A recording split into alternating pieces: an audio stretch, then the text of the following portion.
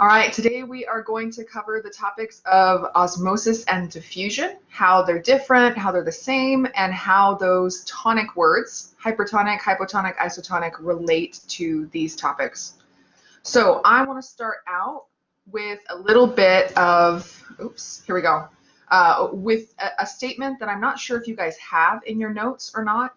If you don't have this in your notes, I want you to write it down somewhere at the top of some page. And I want you to, I say, underline, highlight, star it. I want you to make some note for yourself that this is an important statement. So the important statement that we need to keep in mind during our class today, the goal of diffusion and osmosis, both of these processes, the goal is to make isotonic solutions. So at the end of diffusion and osmosis, the goal is to have isotonic solutions. Let's do a little bit of definitions here on our slide to help us understand what this statement means. So I want to start down at the bottom with the word isotonic. Help me out in the chat here. When I say isotonic, what does that word isotonic actually mean? What is isotonic? Yeah, so the beginning part, iso, means equal or the same. And that part tonic always refers to concentrations. Isotonic, that's concentrations. So the goal of diffusion and osmosis is to make things that have the same concentration. When I do diffusion and osmosis, the only time this will happen is if I start with things that are not equal concentrations. Otherwise, if we're at isotonic solutions, if things are equal, then nothing's going to move. If things aren't equal, though, that's when diffusion and osmosis are used to make things equal. Now, diffusion and osmosis have a lot in common. Let's start by making a little list for ourselves here. What's the same between these two? When I talk about diffusion and osmosis, the most important thing that's the same about them is the way that things move. So what I mean by that is when we think about the concentrations of things, we are moving from an area that has, I'm going to do blanks here, a blank concentration to an area that has a blank concentration. Are we going from low concentration to high concentration or high concentration to low? Which way do we move when we do diffusion and osmosis? Low to high or high to low? Yeah, a couple of us are chiming in here. When we do diffusion and osmosis, we go from something with a high concentration to something that has a low concentration.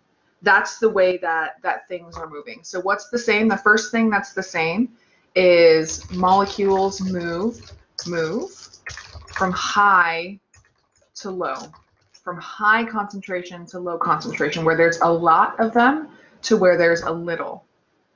Because we're moving from an area where there's a lot of them to an area where there's not a lot of them, this does or does not take energy.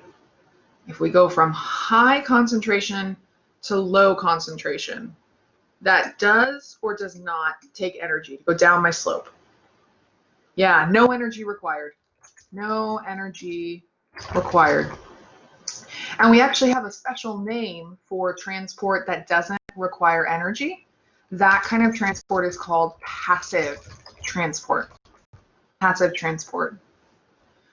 So when we're talking about diffusion and osmosis, both of these are examples of passive transport processes. And we will be talking more in lesson number 4 about the opposite of this, about active transport, where it does take energy. But no energy required because these are passive transport processes. The reason there's no energy required is because we go from somewhere where there's a lot of something down to somewhere where there's not a lot of that. Now, here's where we get into what's different between diffusion and osmosis. When we talk about what's different between the two of them, it has to do with what's moving when these processes occur.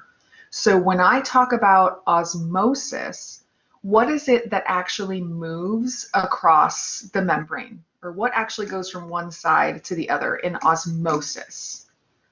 Yeah, so when we are talking about osmosis in our class, we're always going to say that it's water that moves.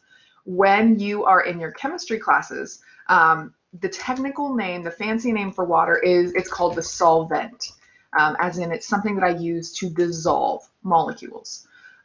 In our class, because we're talking about the human body, the solvent that we always care about is water.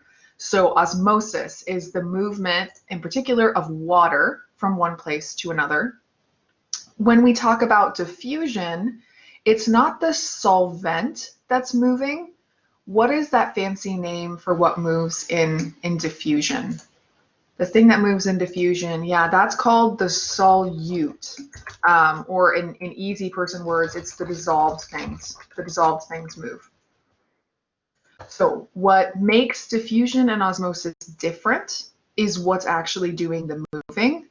If we're doing osmosis, what's moving is my liquid, the water's moving.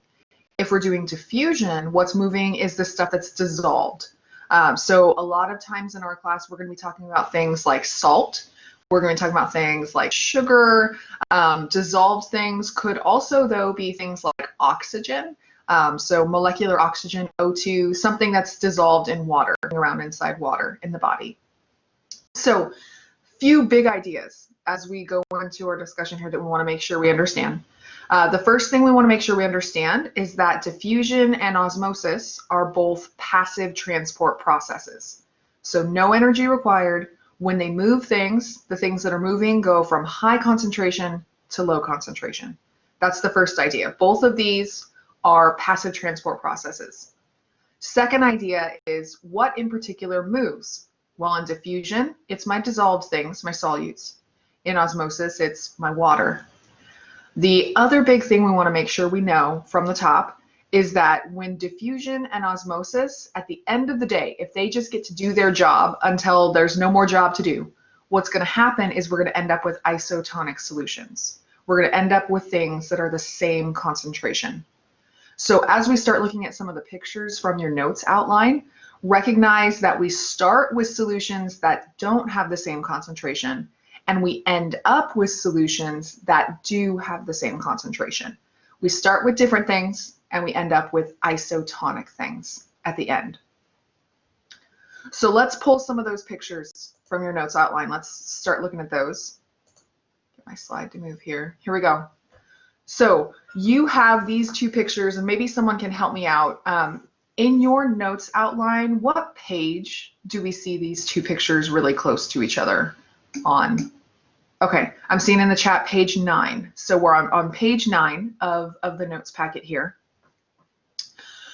On page 9, you have two pictures that show us how the processes of passive transport can occur. So in both of these pictures, you see on the left side of the picture, a U-shaped tube that has solutions on it that have two different concentrations. So I've got one over here that has a lot of little dots in it, one with just a few little dots, and then I've got another one with a lot of dots in it, not as many dots over here. We're looking at a tube that has different concentrations in it.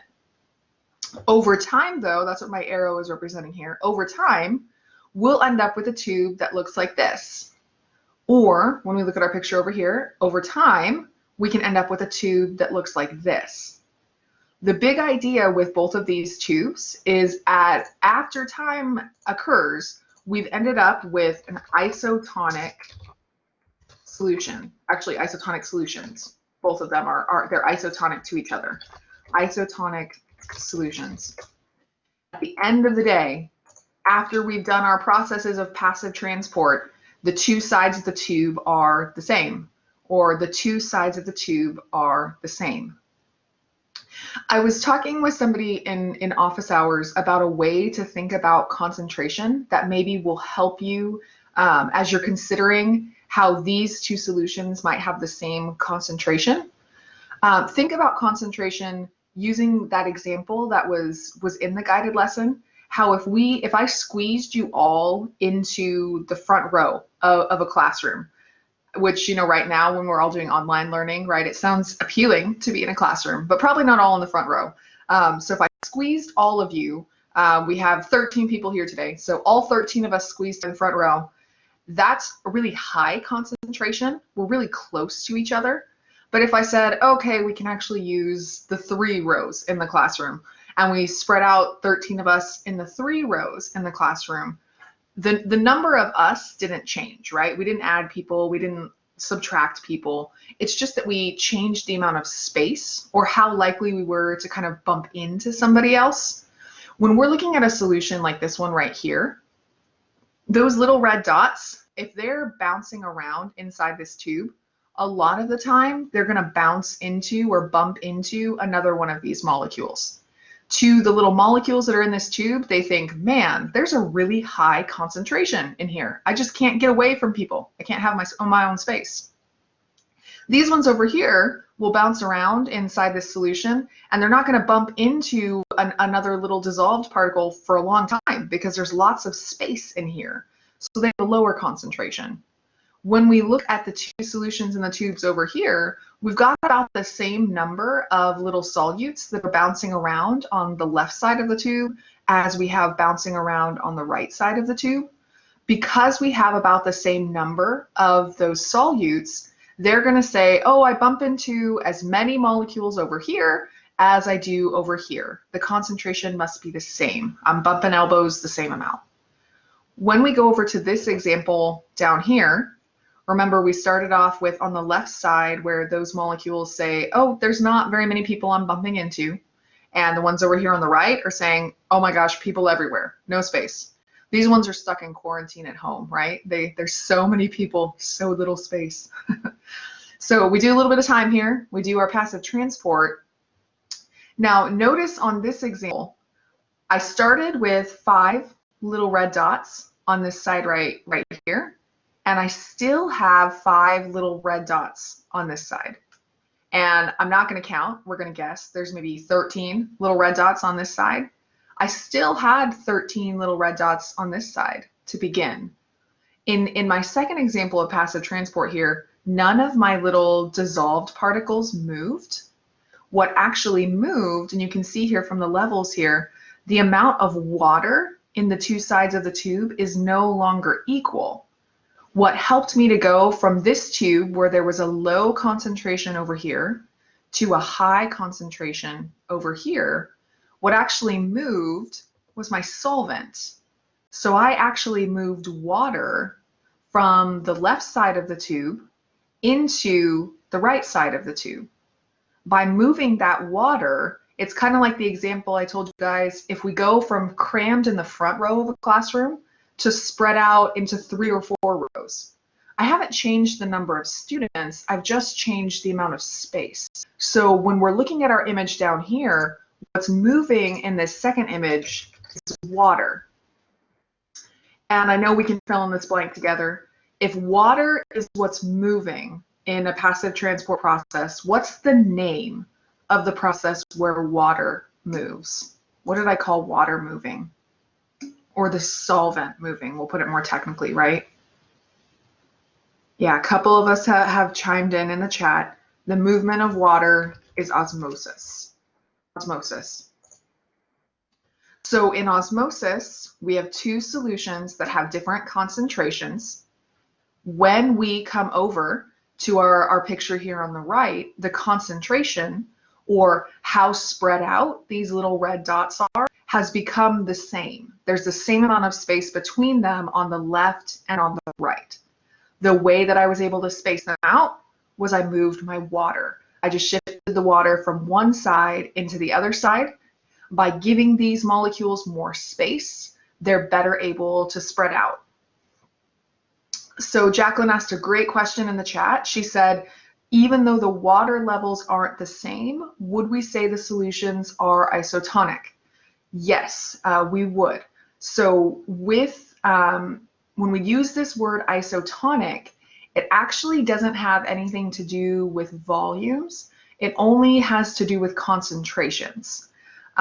So you can have, let's throw out a random example here. You could have a 5% salt solution. So you've dissolved enough salt in it to make it 5%. I could have a little cup of that 5% solution, or I could have a 2-liter bottle of 5% saline. I don't know why I'd want that, but I could. Isotonic means that the concentration is the same. So if both of them have 5% of their solution made of salt and the rest of it is water, we would say they're isotonic. Here's the equation, we'll put it in there. It's the number of solutes, the number of dissolved things, divided by the volume of water. That's your equation that you have from the notes, right? That's the definition of concentration. So if I have a volume of water that is 10 on the bottom, 10 milliliters, and I want to make it a 1 or a 10% solution, I'd put 1 solute in there. If my number on the bottom is 100 milliliters water, then I would just change the number of solutes that I have. But when you do the math, the big idea is when I do the math at the end of the day, if the number comes out the same, if it's 10% on both of them, then I'd say they're isotonic, even though the volume of water is different. As long as the number of solutes is related to the volume of water, as long as that relationship is equal, I would say they're isotonic. So it doesn't have anything to do with the volumes. It's really all about how many little things do I have dissolved. That makes the difference. Okay, we said this tube, this process here from beginning to end, this is osmosis. We moved the water. When we look at this tube from beginning to end, what did we move in this example? What actually went from one side to the other in this example? Can we tell?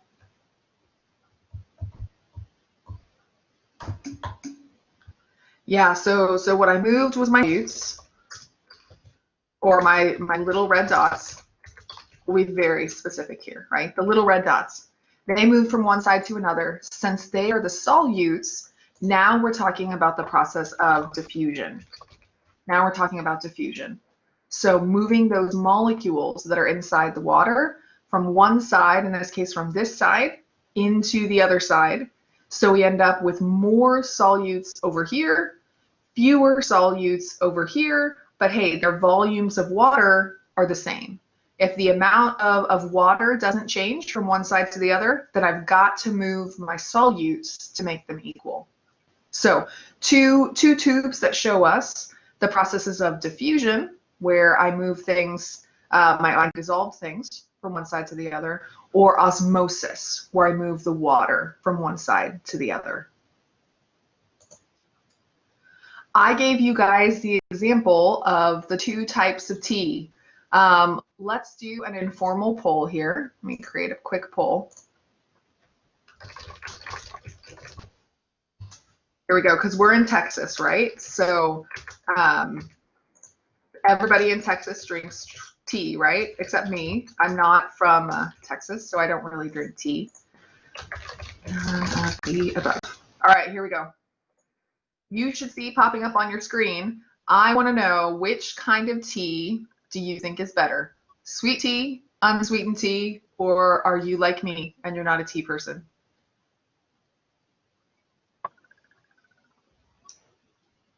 I would say that I'm from Colorado. So Colorado, the Colorado person in me is like, tea? Why do we drink tea? Like, let's just drink water.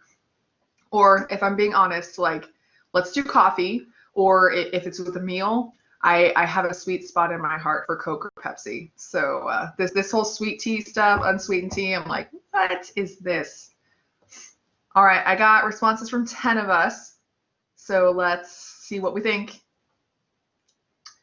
Okay, so the ones of us who responded, we are big sweet tea fans. Over half of us like the sweet tea. Just one of us likes that unsweetened tea. Hey, more power to you, right? It's a little healthier to drink the unsweetened kind. But then I'm in good company here with my none of the above. Some of us are not tea fans as well. So apologies to my none of the above fans. You won't really enjoy this example as much as maybe my sweet tea and unsweetened tea fans. But a good way for us to think about in everyday terms the difference between our types of solutions here. So let me hide that poll. Let's fill in some blanks here. Are we still on page 9 or are we on page 10 now? Can someone help me out? Oh, we're on page 8. Okay, perfect. I'm all mixed up on my pages. Okay, so on page 8 of your notes packet, I gave you some definitions. And we've talked a lot during office hours of what is and is not good things to make note cards for. This might be something that would be a good thing to make a note card for, unless you already feel pretty good about these definitions. Big thing we mentioned yesterday is stuff that you already know, don't put that on a note card because you're wasting your study time building a note card for it. But if right now you're a little bit mixed up on hypertonic and hypotonic, maybe make flashcards for them. When you flipped through your flashcard deck and you've gotten it right like 3 times in a row, it's probably time to pull that card out because you already know that stuff. So let's help us fill in our definitions here in case we're going to make flashcards with them. So the first one that I see here is a solution that's called hypertonic. When we talk about a hypertonic solution, what would we say about the number of solutes that a hypertonic solution has? Does it have more? Does it have less? Does it have the same? How many solutes in a hypertonic solution? Yeah, we've got a high number of solutes, right? So a hypertonic solution is going to be a solution that has more solutes than another, or a high number of solutes. Absolutely, lots of solutes. A hypotonic solution is the opposite of that. So a hypotonic solution is going to have less solutes, or a lower number of solutes. And we already filled in our blank for isotonic. What was it that we said about isotonic solutions? How many solutes did isotonic solutions have? Yeah, they have an equal number, or the same number, something that illustrates the fact that iso means the same. Hey, I'll give you a little study hint for the future. When we do lesson number 5 about the skin, in lecture lesson number 5, hypotonic, this hypo part that we see here, we're going to see that in a part of the skin called the hypodermis. When we talk about the hypodermis, here, let me emphasize hypo here, hypodermis, it is below the dermis. So another way to think about hypo is below or lower than. So we'll see this thing called the hypodermis, where it's below, I mean literally below the dermis. Just like a hypotonic solution has a lower number of solutes, it's less than. Now, here's an idea that I want to emphasize with you before we start working on the sweet tea and unsweet tea example.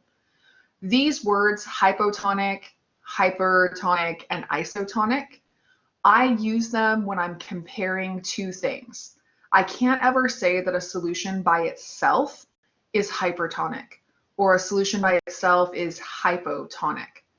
Because the way that we described them, we said that it had more solutes, or we said it had less solutes, or we said it had the same number of solutes.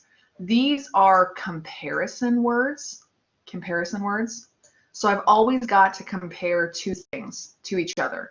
So maybe I'm comparing solution A, oops, spelled that one wrong, solution A to solution B. I could use a tonic word. Or maybe I'm comparing solution A to coffee. I haven't had nearly enough of that this morning.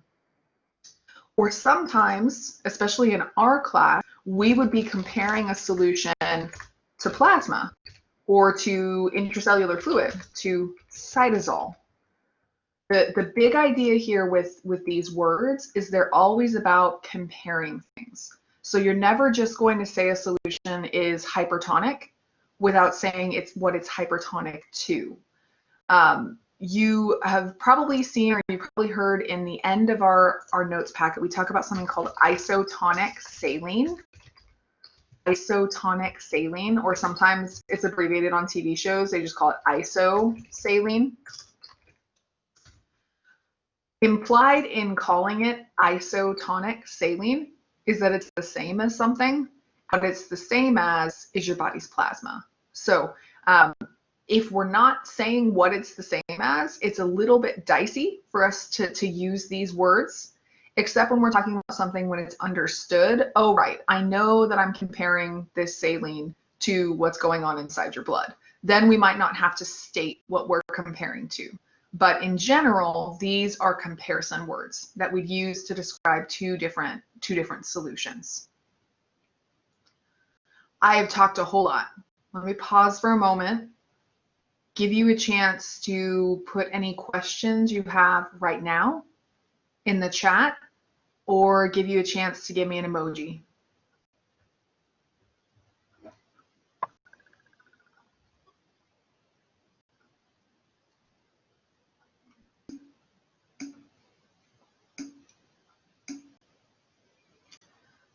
So I had a question. Can we talk about red blood cells? We're going to. Yep, we're going to work our way through the packets. So we're going to talk about the red blood cell example.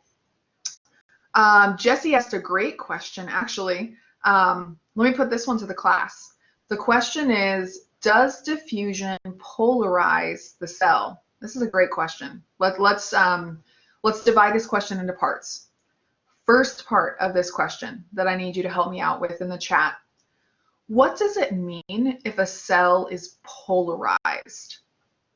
Can anyone explain what a polarized cell is? What does that weird word mean?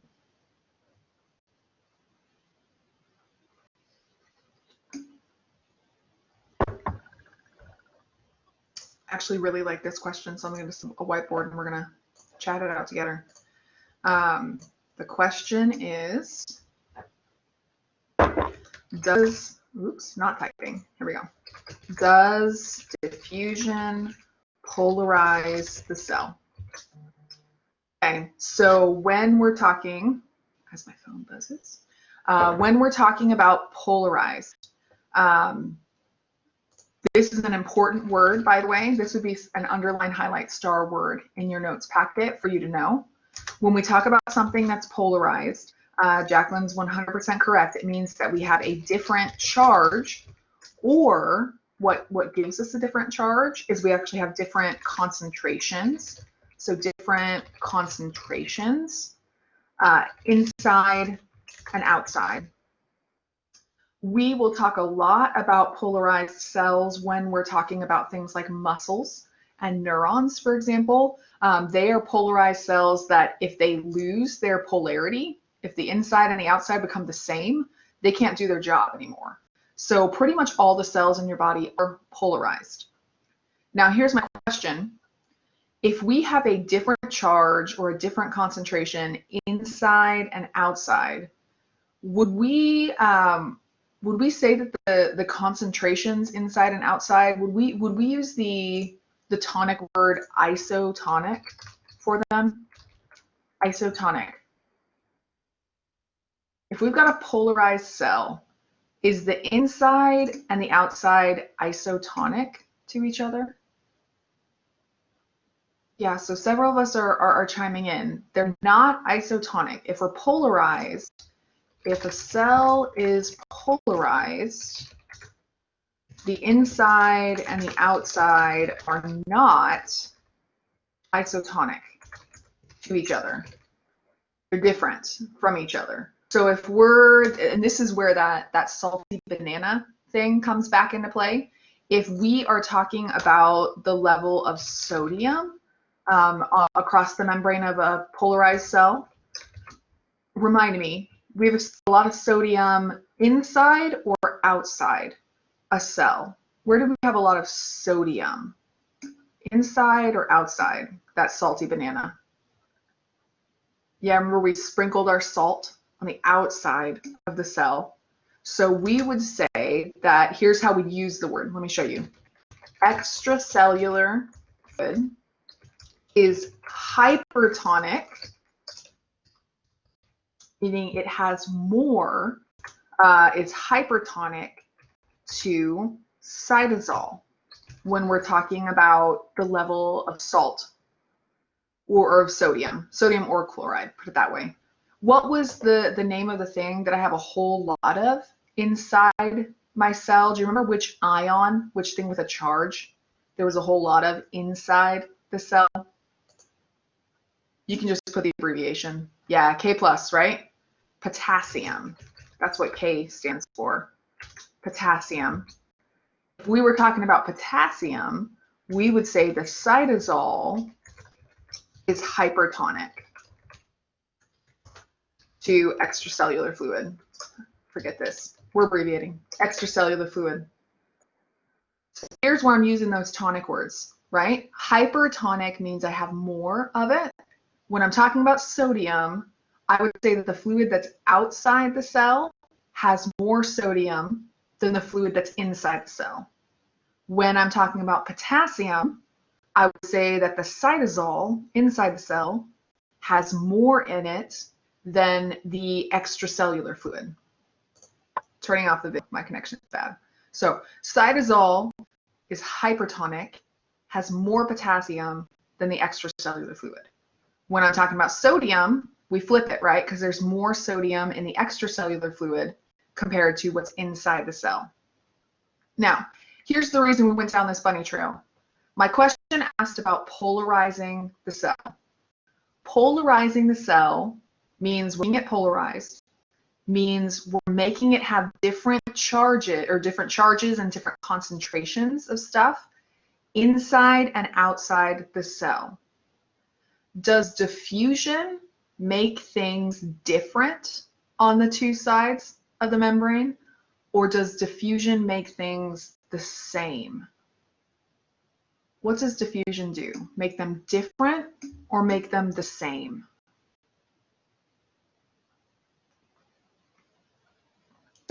Yeah, a few of us have chimed in. Remember, this is what we started with at the beginning of our class today. The goal of diffusion is isotonic solutions. The goal is to make things the same. So diffusion would not be used to polarize the membrane. Actually, what diffusion is used for is the opposite process. It's called depolarization. So I use this process that its goal is to make things the same. I use that to get rid of the differences inside and outside of a cell.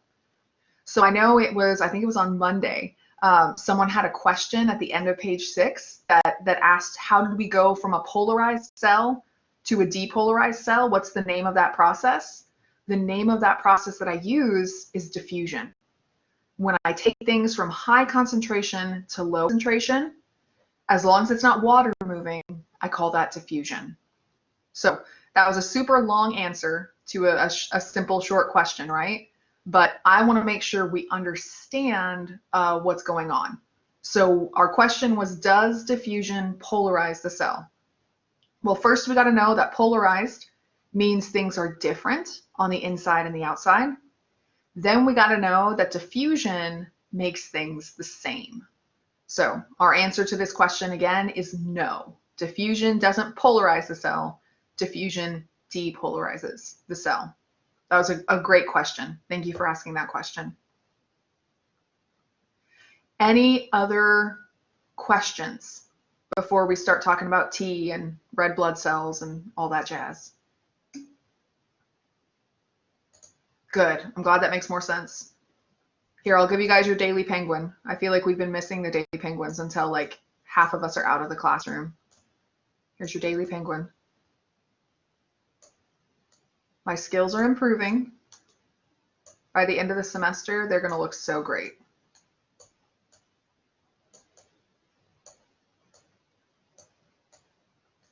By the way, I had a student ask me last semester, what's up with these little things here? I am drawing for you what are called macaroni penguins. So just for scientific accuracy, these are the little feathers that come out of the head of macaroni penguins. I don't know why, as a teenager, that was the kind I decided to cartoon, but there you have it. Okay, well, if we have no other questions so far, I'm going to go back then. Oops. And we're going to dive into using those tonic words on our tea example. Okay, so here we are. Help me out in the chat. What page are we on now? Kai asked a quick question. So what's the difference between polarizing and depolarizing a cell? Polarizing is when we make things different on the inside and the outside. Depolarizing is when we make them the same. So when I do the process of diffusion and spit stuff across the membrane to try to make them the same, that's depolarization. If I'm doing the process of polarizing the membrane, we'll talk about this more in our active transport lesson. If I'm trying to polarize things, I actually have to use energy to do that.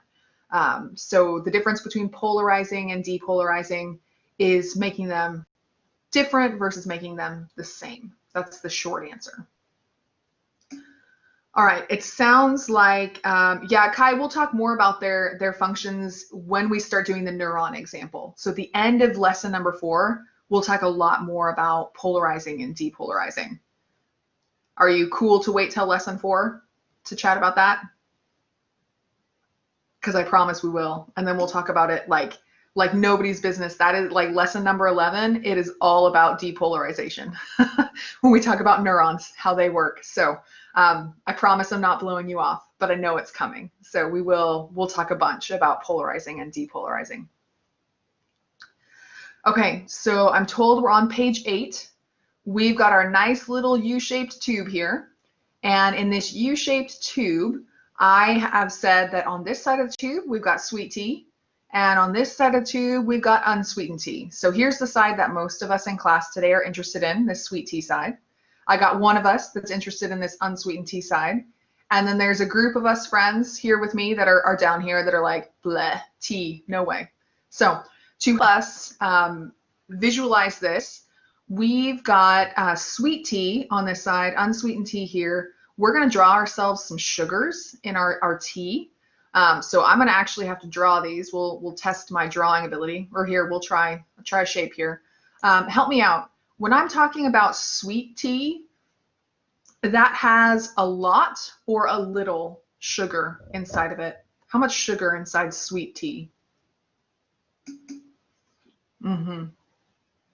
That's why it gets its name, right? It should be a lot. So we'll draw some circle sugars in here, since I don't have a hexagon. Like a ton. Yeah, Melissa said like a ton. When I do this in class with students, sometimes I'll stop with like this many, and like students will be like, that is not enough sugar, right? We just got to fill that thing up with sugar. So let's make this really sweet tea. Lots and lots of sugar, right? Sweet tea here. Okay, there's my sweet tea. When we talk about unsweetened tea, a lot or a little sugar in unsweetened tea.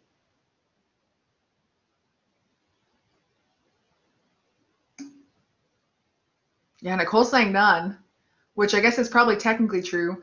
I had one friend who said that they liked unsweetened tea. For my friend who likes unsweetened tea, I don't know who you are. You are anonymous until now. Do you put any sugar in? Okay, so Nicole, you say so none. So you don't put any sugar in your unsweetened tea. You just drink it straight. No sugar, lots of ice. Okay, so Nicole has spoken. She is our unsweetened tea drinker here. So we are going to say there is no sugar in our unsweetened tea. Props to you, Nicole. You are intense. That's what I'll say. I'm a coffee person myself, and so this is my coffee side over here. Although sometimes when like I really need a buzz, sometimes I'll drink it with a little bit of sugar, but never just straight. So Nicole says we are going to do no sugar in our unsweetened tea here, so we'll go with it. All right. The difference between sweet tea and unsweetened tea is the level of sugar. So we need to fill in our blank here. When we talk about sweet tea, we would say sweet tea has a concentration that is higher or lower than unsweetened tea. Let's do the normal person word. Sweet tea, higher or lower sugar concentration.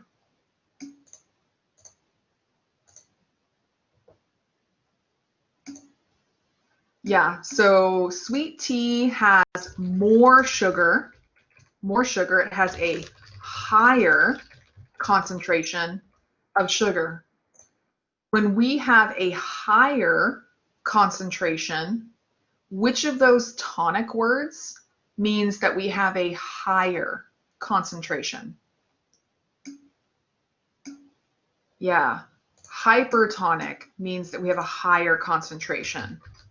So we would say that sweet tea is hypertonic to unsweetened tea, meaning it's got more sugar. Which, by the way, I think this beginning part, hyper, is perfect when we're talking about sugar, right? Because I also have a 3-year-old who we are very careful about how much sugar she gets because, oh my goodness, she gets hyper. So hypertonic, extra sugar, higher concentration compared to unsweetened tea. So let's flip this on its head then. When I talk about unsweetened tea, do we have more or less sugar when I compare unsweetened tea to sweet tea? Yeah, so now when we're starting with our unsweetened tea, we would say that unsweetened tea has less sugar, which means that it has a lower concentration. So which of those tonic words do we use when we're comparing unsweetened tea to sweet tea? Yeah, now we use hypo. Hypo, meaning it's lower. Oops. Okay, I want to emphasize this point right now. When I start with sweet tea and I'm comparing it to unsweetened tea, the word that I put in the blank is hypertonic. When I start with unsweetened tea and compare it to sweet tea, the word that I put in the blank is hypotonic. Hey, for all of us that hated directional terms, unfortunately, this is a lot like directional terms. We have to think about the order that the words come in. Because say we see on the exam, this statement right here, sweet tea is blank to unsweetened tea. Well, when I start with sweet tea, I'm saying it's hypertonic. But if the statement on the exam says unsweetened tea is blank to sweet tea, now it's the opposite. Now it's hypotonic. So keep in mind the comparison that I'm making. Which order are we comparing things in? That's going to tell me if it's hypertonic or if it's hypotonic. Now, let's say that we've got this tube here, got the two sides in the tube, and there are two options. We're gonna let passive transport happen in our tube. So between our sweet tea on the left and our unsweetened tea on the right, we're gonna let my processes run their course. Two options could happen. Either sugar could move from one side to the other, or water could move from one side to the other. Let's remind ourselves, if sugar is the thing that's moving, which process is happening? If the solute is moving, was that diffusion or osmosis? If the solute moves. Yeah, I got a few of us mentioning, if the solute's moving, that's the process of diffusion. That's the first thing that could happen if I leave these two types of tea in their tube. The second thing that could happen is my water could move from one side to the other. Now, if my water moves from one side to the other, that's going to be osmosis. Osmosis. Now, I just realized as I'm thinking about this process here, Nicole, I know you like your unsweetened tea with nothing. We're going to have to put in just a little bit of sugar to help us out here. So apologies. We had to add a little sugar to your unsweetened tea. You can hate it forever now.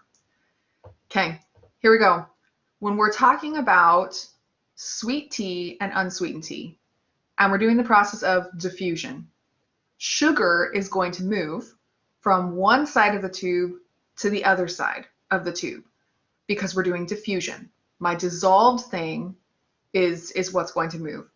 When I'm talking about the movement of sugar, it's going to go from where it has a high concentration to where it has a low concentration. That's what diffusion does, right? From where there's a lot to where there's a little. So I've got a whole bunch in my sweet tea, not very much in my unsweetened tea.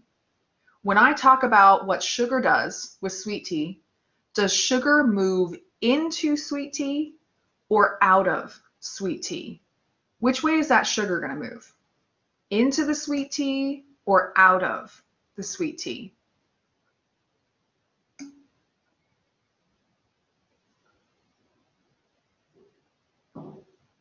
I officially have 2 votes, and they are opposite.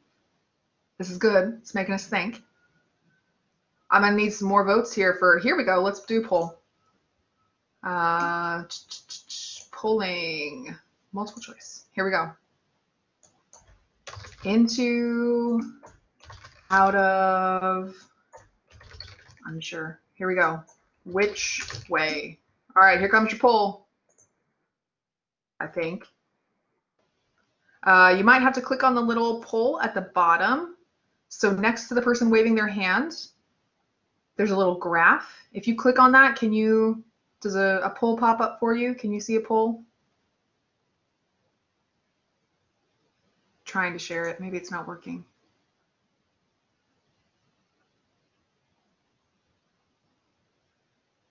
Nobody's voted yet. Have we found the poll? You see the poll. I can see it. It won't let me vote. Okay, let's clear. Try one more time.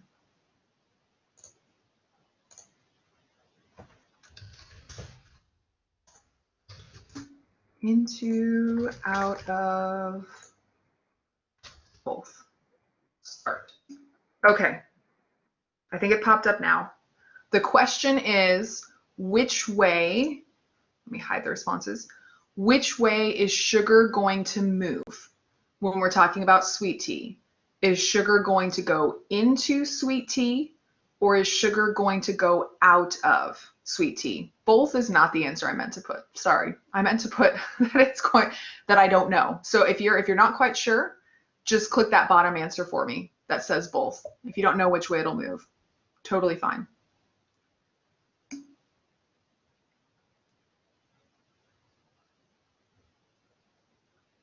I got 4 friends that have a guess. Does anybody else have a guess?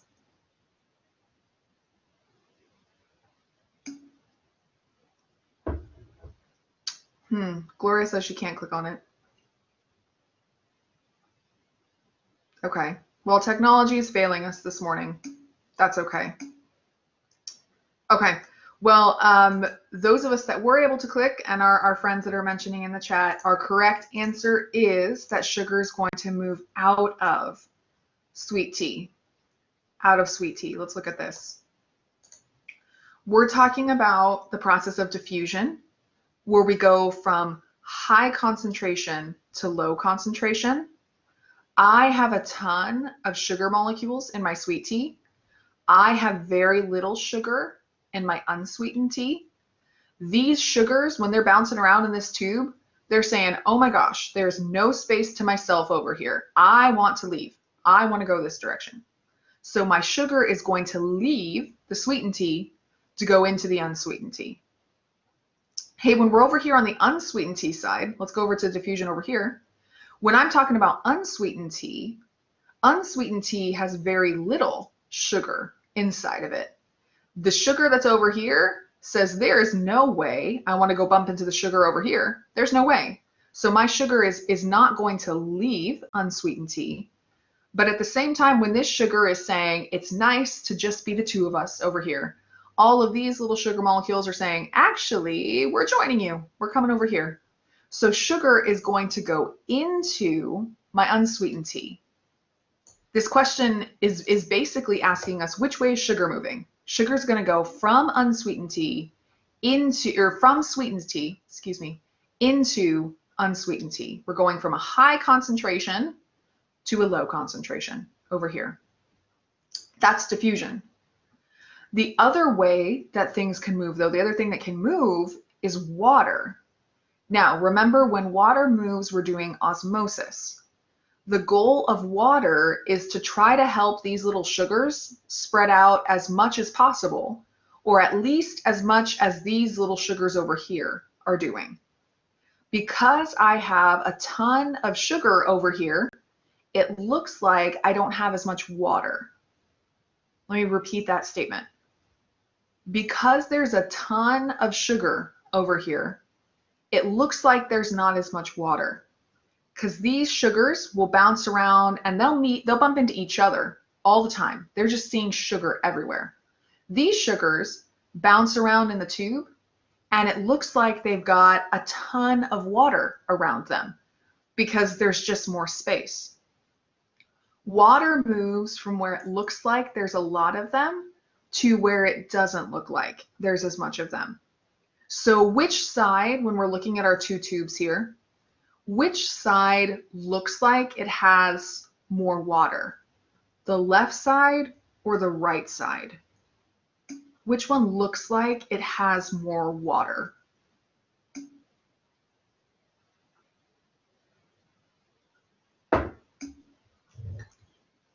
Yeah, I've got a few of us voting. When we just look at it, the amount of empty space that we see is much greater over here. So this is the side that looks like it has a lot of water in it. This is the side that doesn't look like it has a lot of water in it. So water is going to move from where it looks like there's a lot to where it looks like there's a little, meaning that water is going to go into that sweetened tea. Or water is going to go out of, it's going to leave the unsweetened tea. Because the unsweetened tea's got all this water and just a little bit of sugar. This side doesn't have nearly as much water, lots of sugar. Let's share some of our water to try to space those sugar molecules out. So the question in the chat is, we don't pay attention to the level of water. We don't pay attention to the volume of water. Let's put it that way. Remember, let's get our statement back up here at the bottom. We'll do it with osmosis this time. The goal of osmosis is isotonic solutions. The goal of water moving is trying to get the two tubes to have the same concentration. So we're going to have to move a ton of water to make these little sugars as spread out as they are over here, which means what's going to end up happening is these guys are going to get really close together and these are going to spread out just a little bit. So you don't necessarily pay attention to the water level or the volume in that way. You mainly pay attention to the concentrations. So we've got a high concentration on this side, and we've got a low concentration of sugar on this side. We are trying to figure out how we can get the sugars, I should probably put that note there, of sugar. We want to make the sugars as spread out as possible. So I can use water to do that, to spread them out. That's actually another important idea. Let me see if I can explain it clearly for you guys. If we were to say that my sweet tea is, we'll just spitball it here, 25% sugar. That may or may not be too high, who knows? 25% sugar. My unsweetened tea over here is 1% sugar. Here's an important idea. These concentration numbers that I'm seeing right here, this is telling me the level of sugar in these solutions. This is not telling me the level of water. 25% sugar compared to 1% sugar. When I'm comparing my concentrations of sugar, we would say, oh yeah, this has more. This is a higher level of sugar than this one. The sugar moves from the higher concentration into the lower concentration. But check this out. Water moves from the 1% solution into the 25% solution. Because in a 1% sugar solution, I have a lot more water bouncing around than I do in a 25% sugar solution. This side looks like it has a lot more water in it. Water wants to get away from itself. There's too much water over here. Let's go see that sugar. A 1% sugar solution has more water than a 25% sugar solution. So water moves over to this side because it looks like there's less water over here. That is an important idea. So I need to pause for a moment because I need you guys to help me out. How else can I talk about this to make it make more sense? What questions do we have?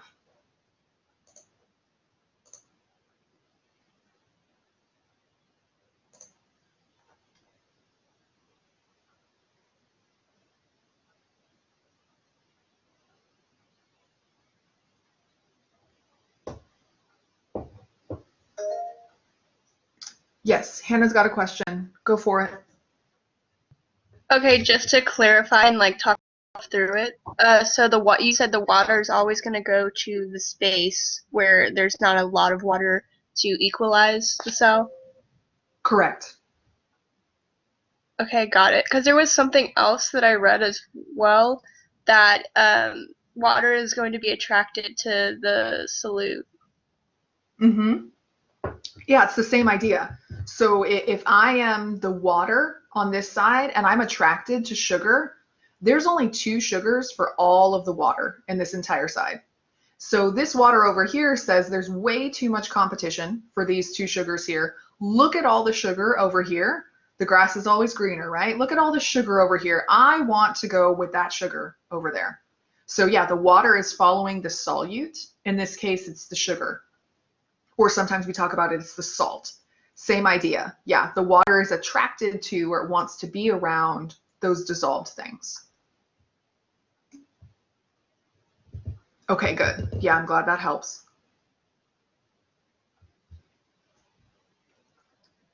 This is probably here. Let me pull up the slide that I bet, or the picture that you guys have that I bet Hannah was mentioning there. This is, I think, from like the very last page, right?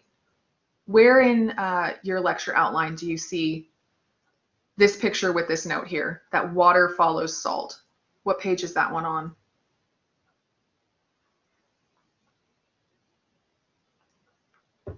We're frantically scouring the notes. Well, I think it's like I said, toward the very end. Here's what I'll mention with this idea. Page 13. Okay. Water follows salt. Or we could even say here, we could change this to water follows sugar from our sweet tea example. Water always wants to be surrounded by salt, or it wants to be surrounded by sugar. When my water's chilling out on this side over here, it bumps into a whole lot of other water molecules, and that makes it sad. Water is not what it's after. It's after salt, or it's after sugar. So all of these water molecules over here say, forget this, there's a whole lot of salt on this side. I'm going from this side over here because I want to be closer to salt molecules. So water will keep leaving and keep leaving and keep leaving this solution until the number of times that it bumps into salt molecules over here is the same as the number of times it bumps into salt molecules over here. Remember, we said that the goal of osmosis is isotonic solutions. Isotonic solutions. So the water is going to move until the number of times it bumps into these solutes is the same on either side of my tube. Now, here is the statement that you have underneath our picture here. And we're going to break it down into simple parts. The statement is, water moves from the hypotonic solution into the hypertonic solution. Let's help ourselves remember here. Let's draw some arrows. My first question, when I say that something is hypotonic, that beginning part hypo, does that mean it has a low or a high concentration of solutes?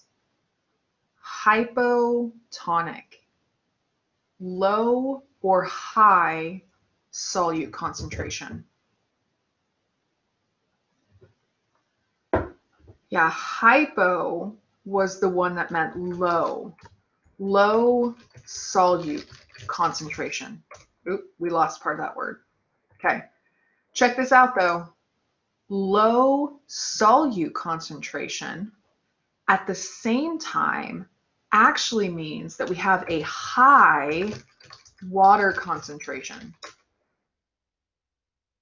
If I don't have very many dissolved things, I have a whole lot of water, or at least that's the way it feels to my water molecules that are living inside this solution. A hypotonic solution doesn't have a lot of dissolved stuff, but it does have a lot of water. When we talk about hypertonic, we have hyper means that we had a high solute concentration, but at the same time that we have a high solute concentration, we have a low water concentration. Remember that the process of osmosis, the movement of water, is a passive process. It's always going to go from when there's a high concentration of water to where there's a low concentration of water. This statement basically means water goes from where there's a lot of water to where there's a little water. These tonic words are a little tricky, right? Because they're telling me that the number of solutes, the number of dissolved things that are in a solution. But if I know how many things are dissolved in the solution, I can predict whether there's a lot of water or there's a little water. So, big idea with this statement here. Water follows salt. If I have a lot of salt, hypertonic, my water is going to go there. It's going to try to dilute that.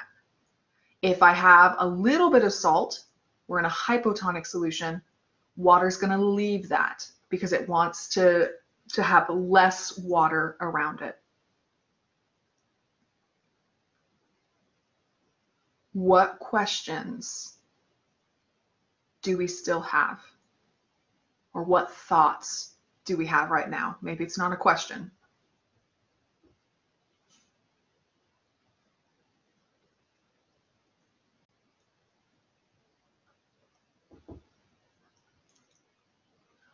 Or send me an emoji. How are we feeling?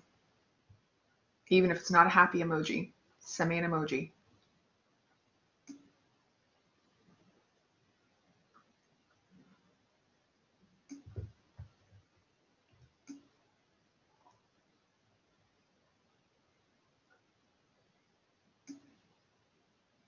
Good. Jessie says she thinks she finally gets it. Awesome. I like to hear that. It's kind of figuring out different ways to think through things, right? That's kind of the goal. I love the snowman, Hannah. That's awesome. If only it would snow here. I'm from Colorado. I do miss the snow.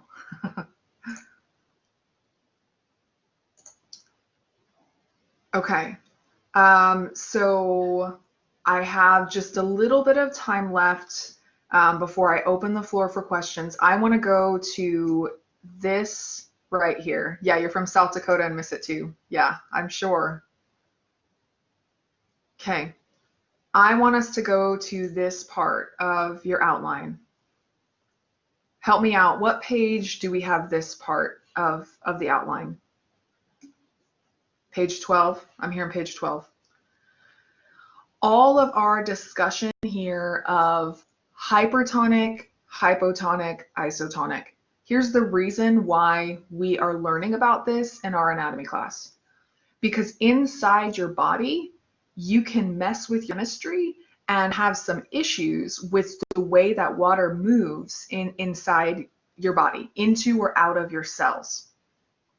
Our goal is to have the amount of water that goes into our cell be the same as the amount of water that goes out of our cells. Now, remind me here, we've got fluid that's inside the cells. That fluid that's inside the cell is called cytosol. These particular cells are red blood cells. What is the name of the special kind of extracellular fluid that I find on the outside of red blood cells? Or in other words, what's the name of the extracellular fluid that's inside a blood vessel? What's that kind of extracellular fluid inside a blood vessel? Yeah, a couple of us have chimed in here. The extracellular fluid that's specifically outside of red blood cells is called plasma.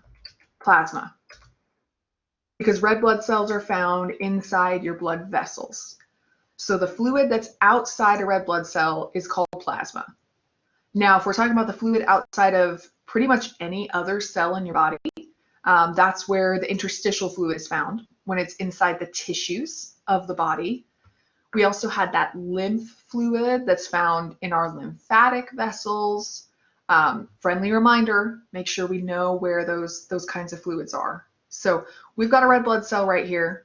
It's floating around in your body inside your plasma.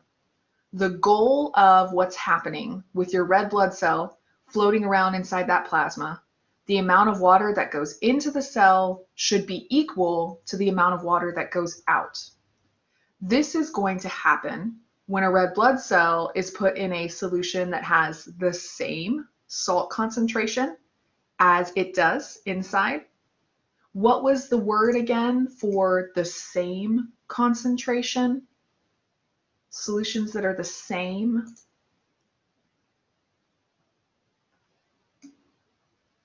Yeah, something that is the same concentration is called isotonic. Best case scenario for your body, your plasma should be isotonic to your cytosol. The fluid on the inside should be the same as the fluid on the outside, isotonic.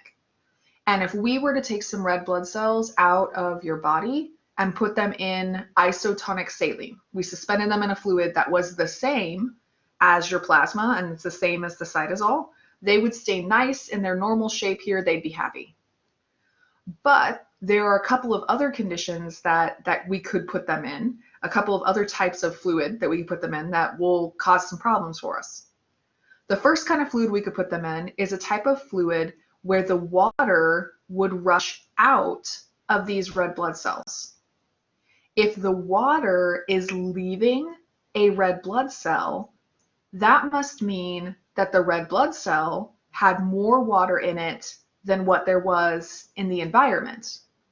So if there's less water in the environment, we would say that the solution outside that cell is hypertonic, to use our tonic words here. Hypertonic means there's more salt in the outside of this cell, hypertonic, more salt. Or in other words, hypertonic means there's less water. If I've got a bunch of water inside my cell, not a lot of water outside my cell, the water is going to leave the cell and go into the environment. If we put your red blood cells in a highly salty solution, they will literally shrivel up like you see right here, because all the water that they had inside of them is going to leave. Because remember, water follows salt. Water goes from where there's a lot of it to where there's little. If I put these cells in a solution that there is not a lot of water in them, they're going to lose their water. That water is going to go outside. Try to make it equal. The opposite can happen too. So we'll fill in our blank over here. If we put our cells in a hypotonic solution, meaning, remember, hypotonic means there's not as much salt, there's a whole lot more water. If we put our cells inside that, water says, oh, you got a whole lot of salt inside your cell. Let me help you out here. Let me come inside. I'll help you out. And that's all well and good until these cells literally explode because they're filled with too much water. So when our cells are put in a hypotonic solution, that's one that has a whole bunch more water on the outside than there is water on the inside. That water wants to go inside since there's less of it there.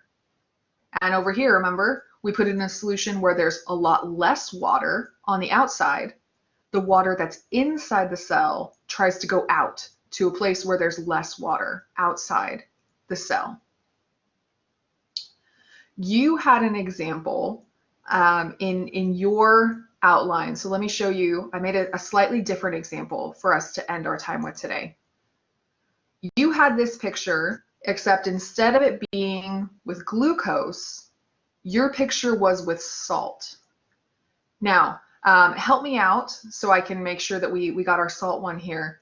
What did we say was the normal concentration of salt or saline inside the cell? What did you fill in the blank with inside the cell? Yeah, 0.9%. When we're talking about saline, we're talking about salt, 0.9%, that's the normal concentration inside your cell.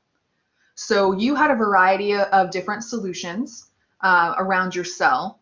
One of them was pure water. So pure water is 0% saline. If I have 0% saline, if there's no salt out there, that's going to force water into my cell like nobody's business, 0% water. So here, we'll work on this example together with glucose. So the same ideas, by the way, apply. You did this with salt. You had a number for salt, and then you had various numbers around it on the outside. We're going to do this number with glucose. So here's my concentration of normal glucose inside the cell, 126 milligrams per deciliter. Now, I am not a number teacher. Do not memorize any of this. But what we do need to know is know how to use this. So here we go. Normal concentration inside the cell is 126 milligrams per deciliter. That means when I look at my solutions here that have their concentrations, I'm always going to compare these numbers to the number that I know is normal inside the cell. So we were talking about with the salt example where we had pure water that was 0% saline. Hey, pure water is 0 milligrams per deciliter of glucose because it's just water. So if I want to fill in this blank here, I've got a concentration of 0 compared to a concentration of 126. What tonic word would I say? Water is blank to my intracellular fluid. Would I use hyper, hypo, or isotonic if we're 0 milligrams per deciliter?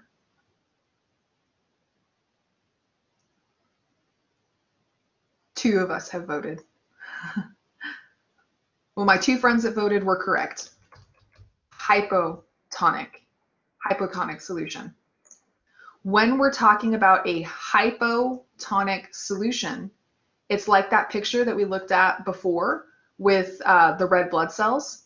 When you put them in a hypotonic solution, water is going to rush inside. Water follows salt, right? Or water, in this case, follows sugar. Water is going to rush inside my cell. The cell is probably going to explode because it's getting way too much water coming inside of it. Okay, let's look at the next thing on our list here. I mentioned to you guys, right, that I'm more of a Coca-Cola fan myself. So say instead of putting our red blood cells inside a vial of water, let's say that for some reason we thought it was smart to put our red blood cells inside a little vial of Coke. I mean, we're scientists, right? Let's give it a try. Check this out.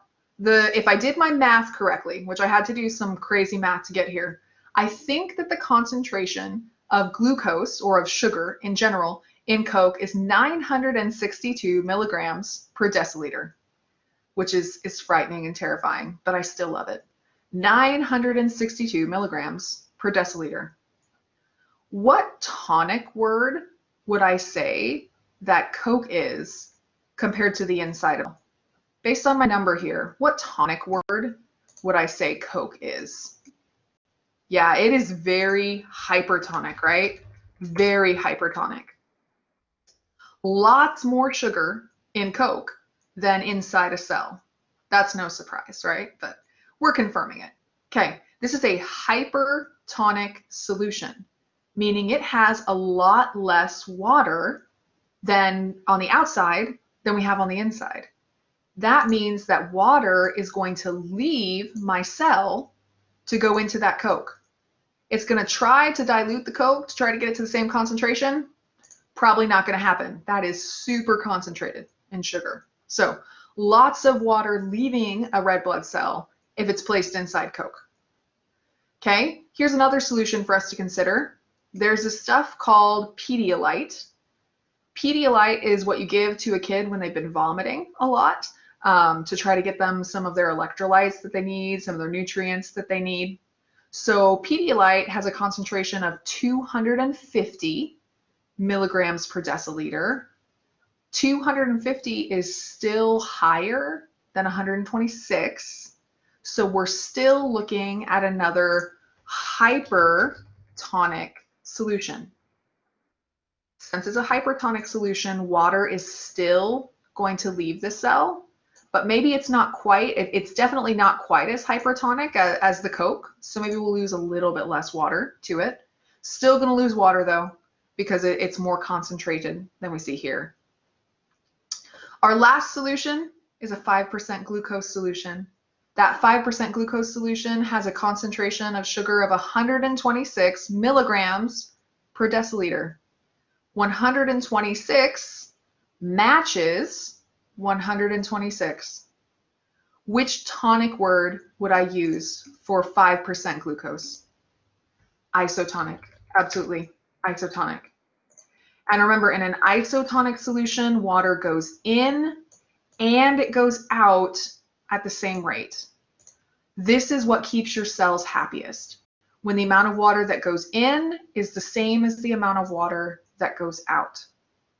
Now, the reason I popped up this glucose example for us is to give you an idea of what it might be like on the test. So I can give you a completely new set of numbers. It might not have to do with that 0.9% sodium. It may be glucose. It may be potassium. It may be something completely different. All you need to know to answer these questions, the hypotonic, hypertonic stuff, you just got to know that 126 is bigger than 0, or 962 is bigger than 126. As long as you can compare numbers to each other, you're in good shape. Yeah, Nicole asked, would I give you the number in the middle? Absolutely. Yes, I would always tell you what you're comparing to. So if we do a glucose example on the exam, if we do a salt example on the exam, I will tell you what the normal concentration inside the cell of whatever it is that we're comparing, what the normal concentration is, and then I will give you a solution concentration that you'll use.